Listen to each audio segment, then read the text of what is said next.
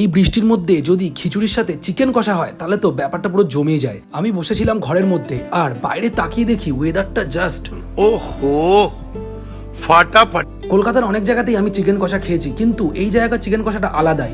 আর কোথা থেকে অর্ডার করলাম জানতে হলে পুরো ভিডিওটা দেখো। আজকে রান্না করতে সেরকম ইচ্ছা করছিল না, আর বাইরের ওয়েদারটাও জাস্ট ল্যাদ খাওয়ার মতোই ছিল, তাই সকাল থেকে ল্যাদ খাচ্ছি। আমার পার্সোনালি এই ওয়েদারটা দারুণ লাগে, আর তোমাদের কার কার ভালো লাগে আমাকে কিন্তু কমেন্ট করে জানিও। তারপরে সুইগিতে অর্ডার দিয়ে দিলাম আর ওয়েট করতে থাকলাম। আমি সুইগি দাদাকে জানিয়ে দিয়েছিলাম যে লেট হলেও কোনো প্রবলেম নেই, বৃষ্টি কমলে তবেই আসে। তারপরে ওয়েট করতে করতে মোটামুটি 30-40 মিনিট বাদ দাদা দেখলাম চলে এসছে আমার খাবারটা নিয়ে। আমিও আর দেরি না করে তাড়াতাড়ি গেটটা খুলে এই বৃষ্টির মধ্যেও খাবার ডেলিভারি করার জন্য দাদাকে একটা থ্যাংক ইউ জানিয়ে খাবারটা নিয়ে নিলাম। তারপর স্নান টান করে বসে পড়লাম। এখানে 3 পিস চিকেন কষার সাথে আমি একটা নানও অর্ডার করেছিলাম, আর নানটাও বেশ বড় সাইজের ছিল, আর খেতে জাস্ট আলাদাই ছিল। খিচুড়ির সাথেও এটা খেতে জাস্ট অসাধারণ লাগছিল। আর আমি এটা অর্ডার করেছিলাম হ্যাংলা থেরিয়াম থেকে, তোমরাও ট্রাই করে দেখতে পারো। দেখা হচ্ছে পরের ভিডিওতে, টিল দেন সাবস্ক্রাইব করে নিও, আর বাই।